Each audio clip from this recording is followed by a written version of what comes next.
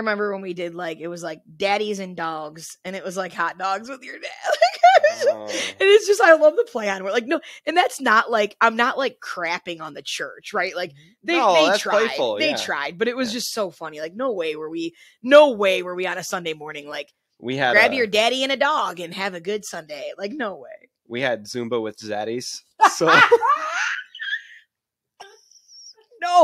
no, you didn't.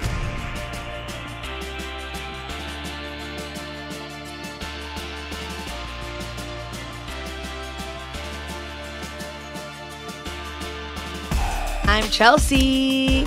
And I wanted it like a concert series. Hey, I'm Chelsea. And I'm Brandon. And you're listening to the calming voices of the religious dropouts. Welcome aboard. Dropouts. I'm so dead. Are you thirsty, my brother? I am. Let's introduce the newest thing on our podcast. Well, you might have seen it on the last one. But we didn't use it. We did not partake. Yeah, right. God is doing a new thing. It's the mini fridge. Okay, so would you like a chocolate It's restock o'clock. Or restock? I'm crying. This is a pomegranate caffeine-free tea. Okay. And this is a electrolyte. I made it. It's like a fruit punch. It has electrolytes in it. And then chocolate milk, of course, which I just thought was going to be your go-to. I think I'm going to do chocolate milk, but that electrolyte thing sounds really cool. It's intriguing, yeah. So what'd you get? What's up, dropouts? Cheers. Pomegranate caffeine-free Trader Joe's tea. Trader Joe is just, Wow. Refreshing. Anyways, hope you guys are having a great day. We're excited about the mini fridge. Oh, these are cute. I know, aren't they awesome? They have a snap when you open them. I know, because it's official.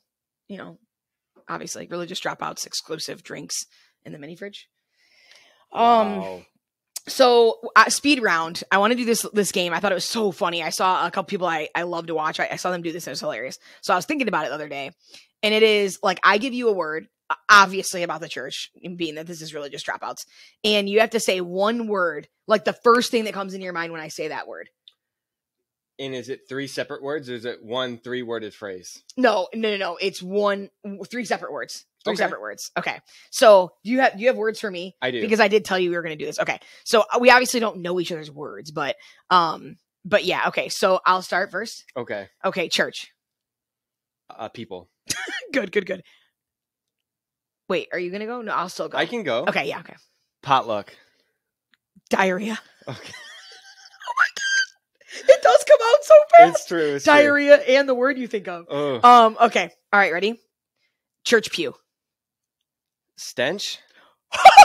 Wait, I went to smells first. I literally thought fart. Thought fart. That's so weird. Okay, you're going. It's not all of them. It's like the padded ones. Dude, I picture it. They're red. Okay. Yeah, they are. I can see red. them. Weird how they're always red. So funny. Okay. Communion. Wine. It's fair. Okay. Not if you're Nazarene, but yep. Makes sense. Okay. Okay, ready? Holy Spirit. Oh. Woman. Dude, I was thinking spooky. I don't know. God is a woman. What's that song? All right, okay. All right, okay, your word. Oh, it's my last one. This was the last one. What was I gonna do? I'm scared. The diarrhea just came out so I just can't believe that's what I thought of. And I love a good church potluck like that. Downplayed it, I think. You ready? Yeah, okay. Camp. Cheetos? Cheetos? You guys. Oh, why? This cannot be a story for this episode because you're gonna bring it up later. Well, because our camp episode's coming, and we're gonna talk about that in a minute. We should tell them. But there was a story that happened. Do you remember? You're gonna tell me the story, and I'm gonna know. No, you will know immediately. Do you remember as pastors and leaders? The sheets? Yeah. Yeah, dude.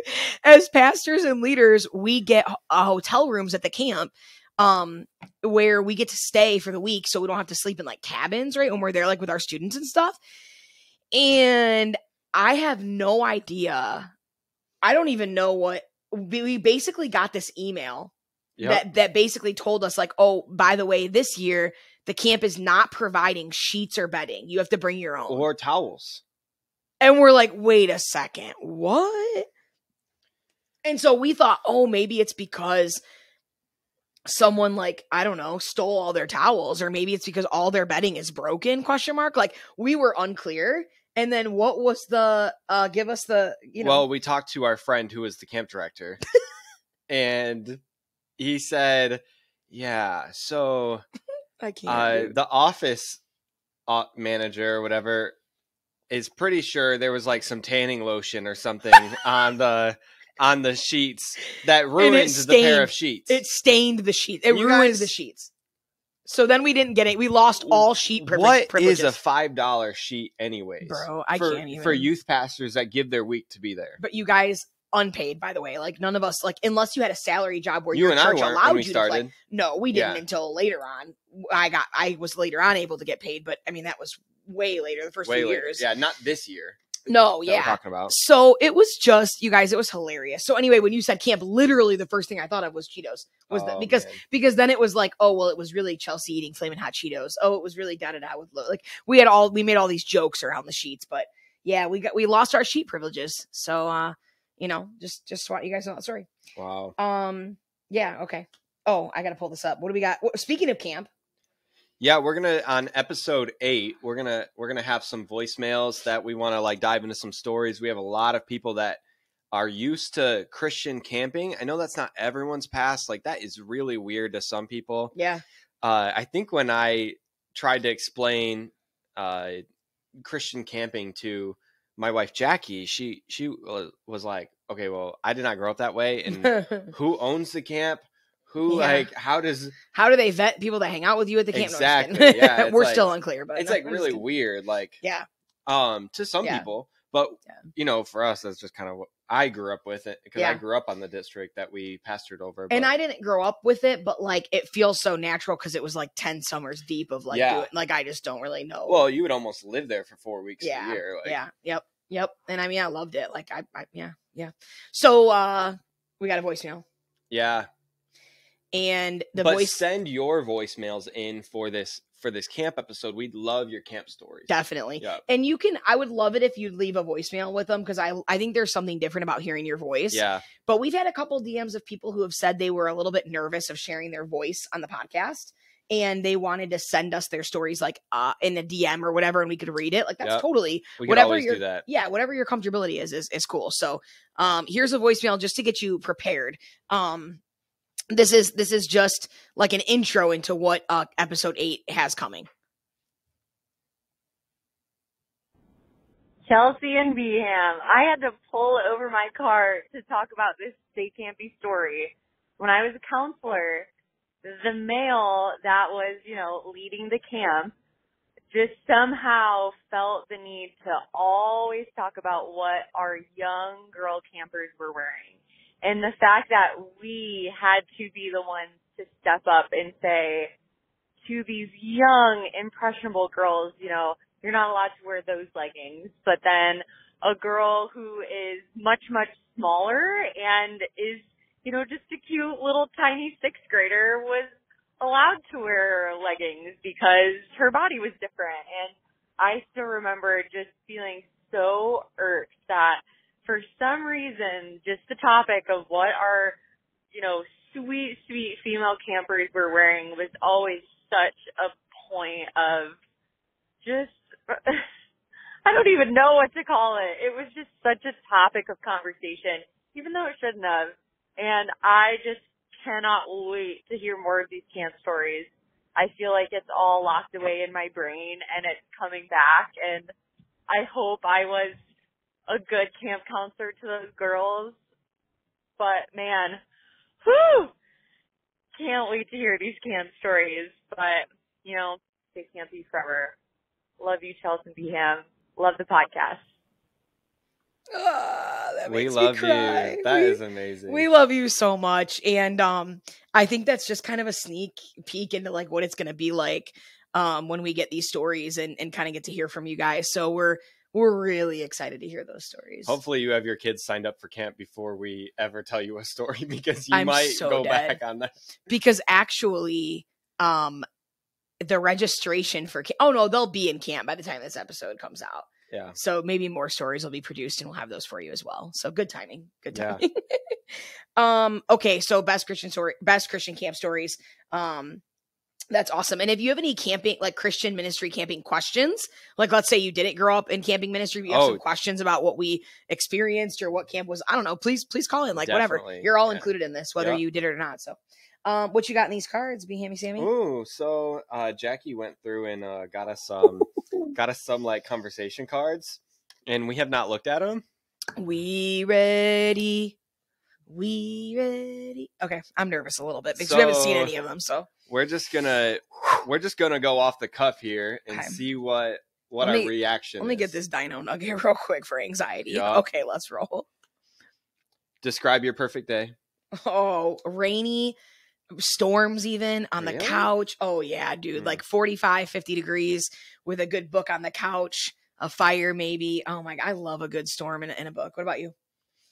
Or a game, like a Switch game. Yeah, I think my perfect day is I'm probably with either Jackie or Jackie and loved ones, and just spending time in a city, and we purchase every meal. Like we shop a little bit. We do an experience. Like I love, like that's how I build probably all of our birthdays or special days where that's what I want to do every one of those days. Is like Yep. For sure. Spending money we should not spend all in one day. Love it. Yeah. Love it. Yep. YOLO. And I'm not a big shop to dropper, but like I love a browse. I say YOLO, you know what I'm saying? You can't take it with you. So let's cool. On that note. What would others say are your best qualities? Oh no. You answer for me, I'll answer for you. That seems right, doesn't it? Oh. Yep. I would say for Brandon, if I polled a group of people what they would say about him, is he's an incredibly hard worker. He's incredibly compassionate, and he's incredibly selfless. Like he's always seeking for others. That's what I would say. Okay. For sure. I'm going to say that what I think many people would say about you is that Chelsea is a bright light. Like you. Oh, I thought you were going to say pure evil. Yeah, keep going. They've said it. A few people say that. But the minority narrative doesn't get to dominate here. So what I would just say is I really do think people talk about your energy as irreplaceable. No, I really appreciate it. And very like it becomes a part of the cultural DNA of wherever you go. Yep. Thank you so much for that. No problem. You. All right, next question. God, we didn't even get that sentimental on the pod. What's your favorite movie? Oh, Harry Potter, obviously. Book, movie. Are you? I do love a heavyweights. I am a Sorcerer's Stone, you guys. I love I will never forget what it felt like to read that book for the first time and go to the movie with my dad for the first time. My stepdad, John, who's my dad. And when we experience that together, like I just won't forget those. So I relive that every time I get to watch that first movie. It's like that nostalgia and that like that wholesome, like, I don't know. So Sorcerer's Stone for sure. I'm a Deathly Hallows Part 2. Gosh. And the trauma, honestly. Jackie, studio audience today, but Jackie I know would want to jump in on here and say that this isn't probably her favorite movie, but her favorite Harry Potter is the Goblet of Fire. Yeah, no, Tyler's the end ones all day. He wants the most murder possible, which can't do it. I'm an Enneagram 7 movie also, of all time. I can't choose, guys. Like I just can't. I know. Don't make me do it. I'll walk the plank. Yeah, like next I just question. Can't do it. We can't. Sorry. What is the coolest thing or place you have ever seen in person? Oh, so this is weird because I want to say I loved my experience in Boston. It was just such an awesome place. I fed a squirrel. Like it was so cool. The history there. There was the most amazing library there, but I've done work in some villages in Guatemala with a good friend that has a ministry there, and there's nothing in my entire life that has ever touched those experiences and that situation. So I'd have to go with Guatemala on that one. Okay. What about you? We went to London and Paris for my honeymoon. I'm trying to really decide between London and Paris. Yeah. I'm pretty sure it's London. Yeah, it must be hard to have to sit and decide between two impeccable places. Yeah. Yeah, cool. Yeah, I've been to Georgia, so how's that? Anyway. God. Oh my gosh, they were pretty crazy. That was once in a lifetime. I've never left the country before that. It's true. It's easy to hear Brandon talk about like something bougie like that because like it's the one time in his life he's gotten to do something so incredible. Because if it's not that, I literally have to say like the church campground. You know what I mean? Exactly. Yeah. So anyway, Detroit. Mhm. No, Detroit I is mean we pretty went to sweet. Memphis. That was cool. Are these I've other been to ones? Florida. You know. Okay. All right. Okay. Here we go. Whew. What is one cause you feel very passionate about? These are getting a little more serious now. Yeah. Wow. One cause. I think activism and specifically as it relates to anti-racism. Yeah. I'd say homelessness. Yeah. Homelessness. As a Christian, how do you interact with people of other cultures? Oh. I think cautious. I want to I so many people come loudly as Christians. Yeah. I want to make sure I come softly and respectful. Yeah, with a lot of humility. Yep. Very humble, and I would say very inquisitive. I want to know. I want to understand. That's right. So yeah, who is one person you think? Who is one person you think God put in your life for a reason? What do you think it is? Jackie. I'm just kidding. I know. Oh, that's awesome. Yeah. Okay. Cool. Jackie. Yeah. And then probably Jackie. I would say, I know, I feel like Jackie is watching. I feel like Brandon has probably mentioned Jackie 1,000 times this podcast. And to be fair, not only is it his wife, but she is sitting in the room right now. So that's a little bit of why that's just so you know. And then now Jackie, and now I feel interesting. So like, here we go.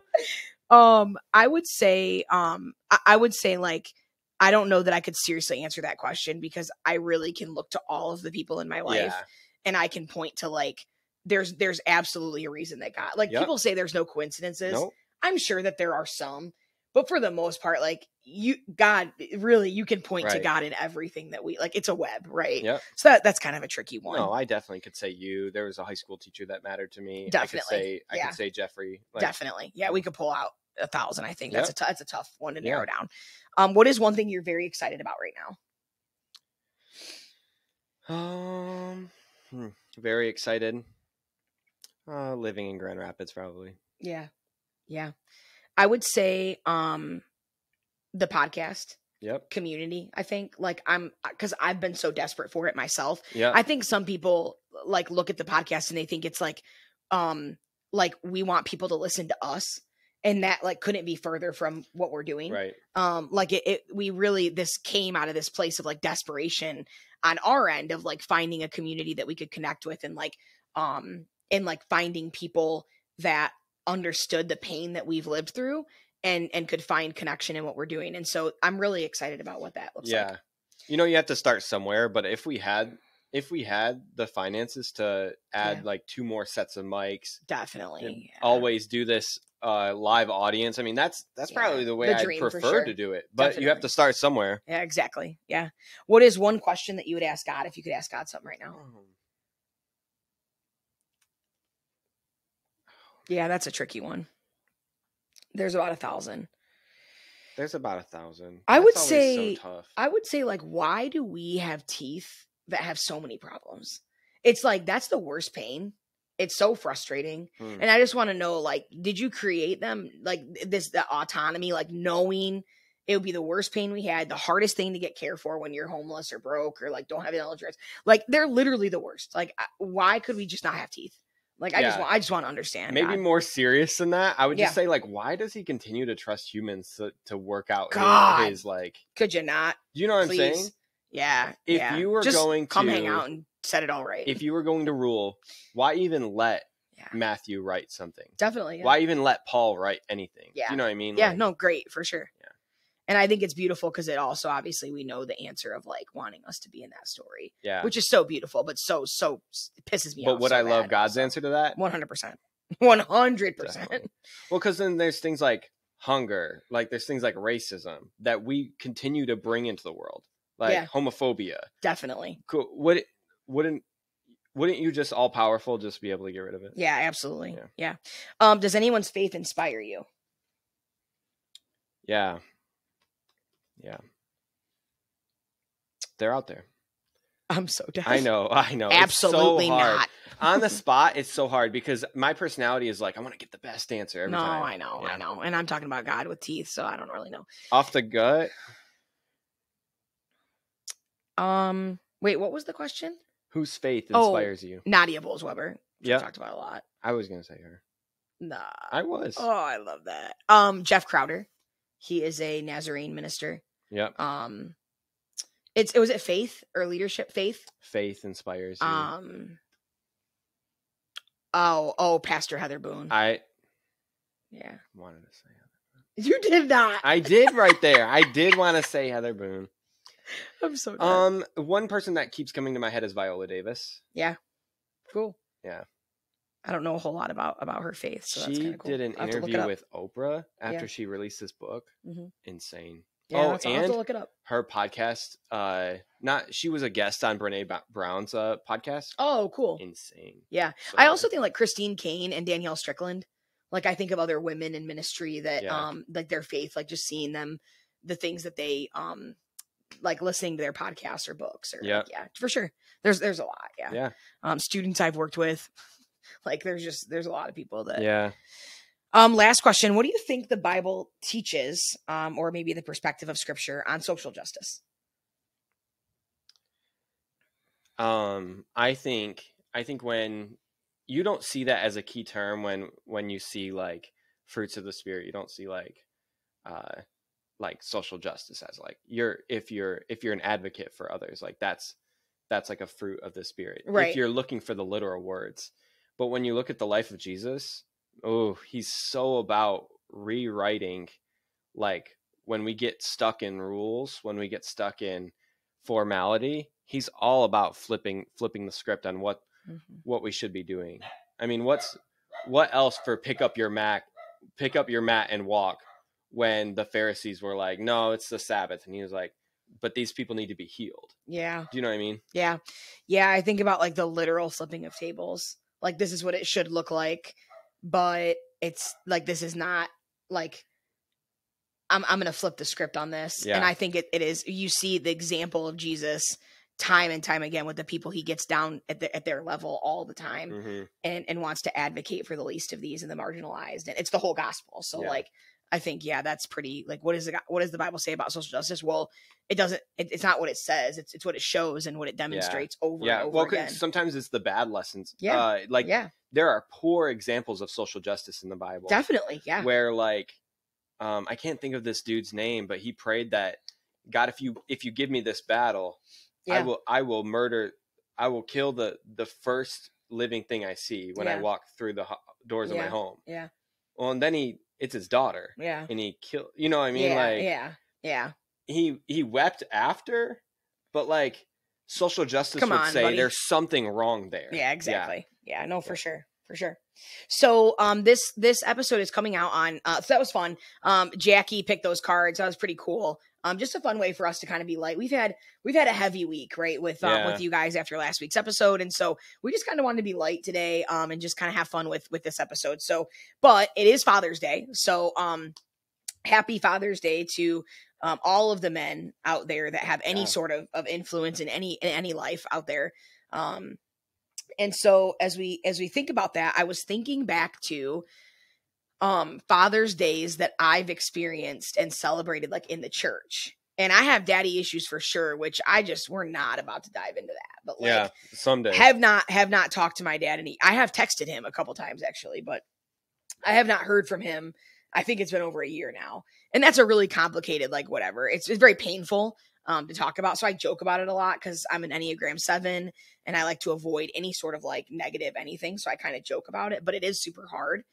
And so Father's Day in the church was always really hard for me because I didn't really understand why the church had to acknowledge such a secular celebration when there was so much pain for so many people connected to Father's Day.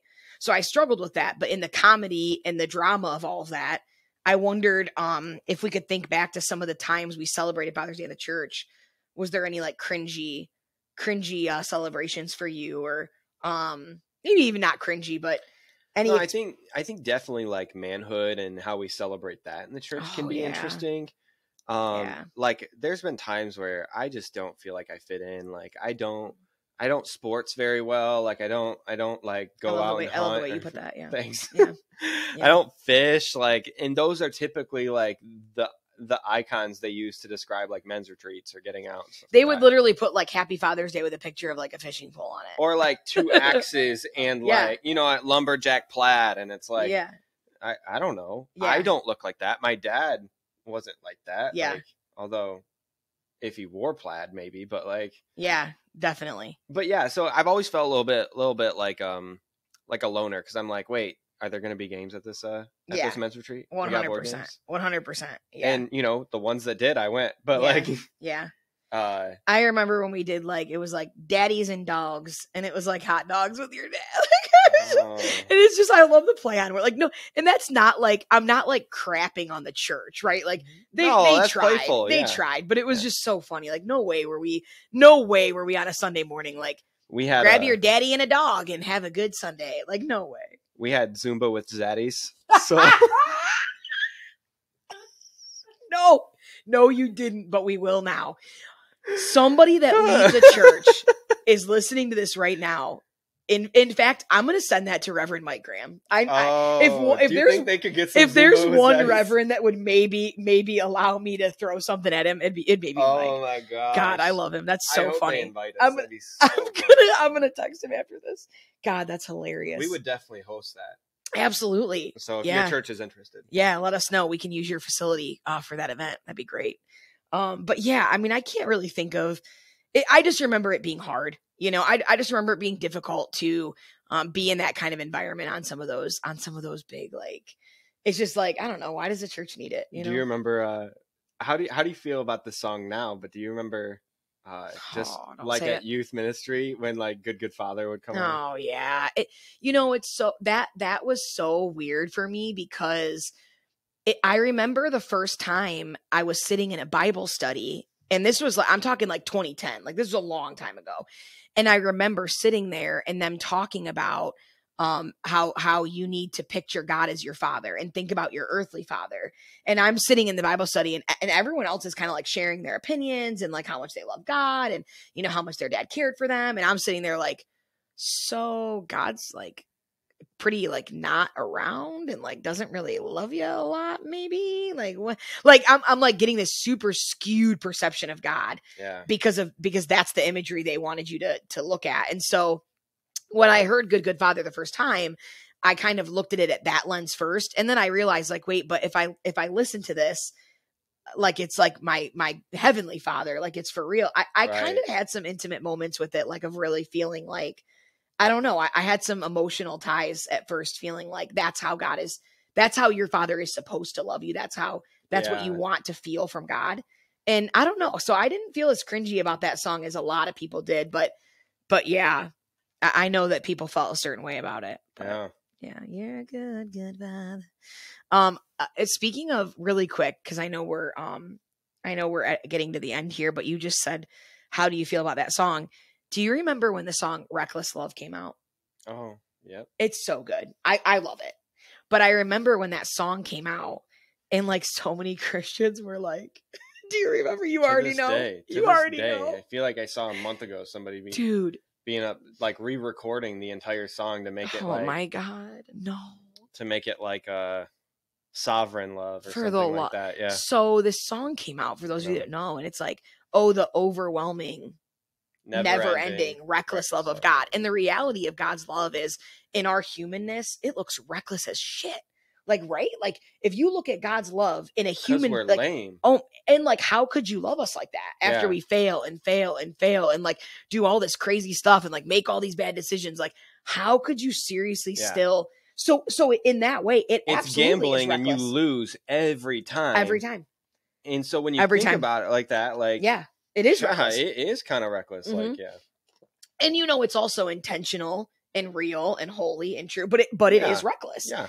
And, but Christians all over the place, got very up in arms over it because they were like, how could you ever talk about God? Like his love would ever be reckless. How could you ever say that? I can't wait for our audience to experience Heather Boone. Oh yeah. Because sometimes I think of these things that we talk about, and I think of that phrase she said to you once when you asked like, hey, oh yeah, Heather, like, do you what do you think about like churches that go back and forth between like affirming or not? Yeah. Yeah. And she said, yeah, my pastor at the church that I kind like, you know, the job I have, you guys kind of know about my story. Yeah. But I asked her once about her stance on some things, and she's like, I don't have time to think about that because literally this guy in my office is overdosing. Like literally she was basically saying like, I have no time to think about the logistics of your, and obviously we feel differently in certain ways and whatever, but her point was so beautiful because she's just too busy. Well, and just because we're called to a space and she's called to a space, absolutely. Like we're like, yeah, which I want to be careful with that because everyone needs to be helping people like Heather. Absolutely. Like, so I'm not excusing this means definitely. Yeah. You do both really, but yep. But yeah, so it was just kind of cool. It was a cool perspective. And I thought that about that song. I'm like, we should be so busy promoting that a God would love you this much, that a God would love you this radically. But instead, like, lo and behold, here come the Christians. Like, and it's just like, man, oh my, always. I just wish they could be like Heather. Like, no, you know what? Like, I've got a sandwich to make because somebody's hungry. I know, dude. It just always makes me feel like when we do Keyboard Warriors too, I think about this, which we're not doing this segment. That's right. Because we have a couple of we've got a couple things we want to share with you. So we're going to do that in just a second, but we're not doing Keyboard Warriors this segment because we really wanted to highlight some things. Hey Dropouts, we've got something really exciting for you, and it's a Facebook group. And we started this because we've noticed that as we post stuff on our personal pages, you guys become the subject of hate. Even though we're okay with that, we're not okay. Like, we're okay with receiving it. We're not okay with you receiving it. So we wanted to create a safe space where you guys can have conversations with us, with the community. Yeah. You guys will be in the know for all kinds of different events, when we do like meetups, when we have merch drops, all kinds of stuff that's going to be happening with the podcast. If you're a part of the Facebook group, you get exclusivity by knowing when that stuff happens first. And we get to make sure that you're super vetted to even enter the group. Absolutely. No haters allowed. Yep. It's called Dropouts and Delinquents, naturally. And we can't wait to have you there. So make sure to check out the link on our bio on Instagram or social media sites and join the group right away so you can be a part of that community in a smaller way on social media with us. And we're going to try to send out a exclusive event really soon, maybe even in August. So we'll talk about that coming soon. Whoop. See you there. So we'll go back to Keyboard Warriors next week. Trust me, they've been abundant, so we have plenty for you. But we really wanted to just share some good stuff this week because we've had some really awesome messages. But it reminds me of Keyboard Warriors because I'm like, don't you have other things to do? Like, don't you have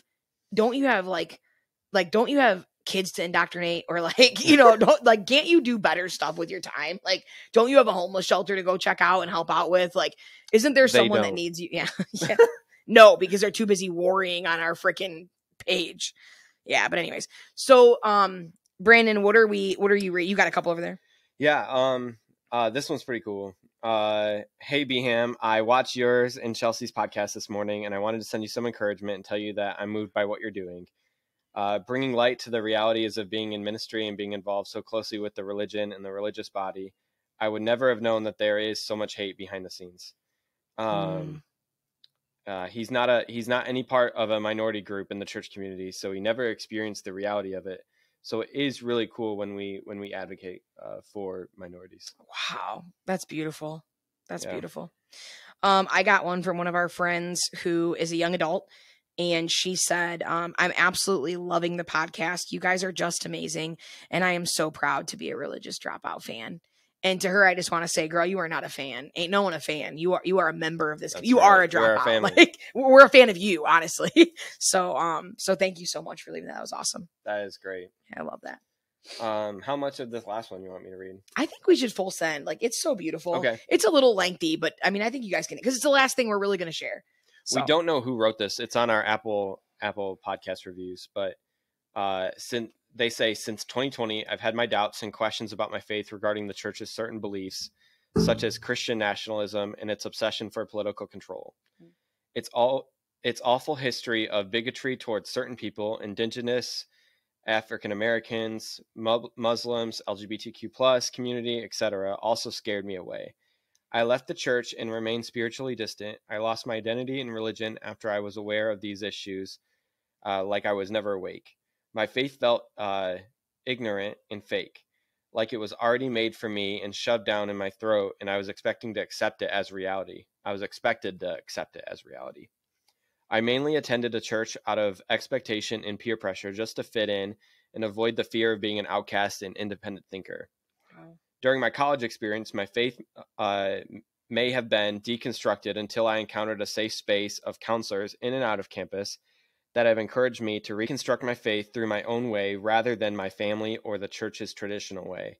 With this podcast as a source of counsel, I feel welcome, loved, safe, fearless, and not alone at all every second I hear Brandon and Chelsea talk. I'm blessed by God to be a part of this virtual community.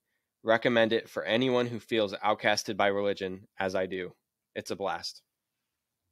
I don't even know how to follow that up, because I think that's where the episode ends. I mean, that if we have any more reviews that ever come like that, like, we have done exactly what God has asked us to do. And it's just incredible. Yeah. God, we're so thankful you guys are here for this journey. Definitely. Shout out to any dads, uncles, stepdads that are out foster there killing dads, the game. Brothers. Totally. Yeah. We appreciate the way that you step up for your families. Love you guys. Happy Sunday, Dropouts.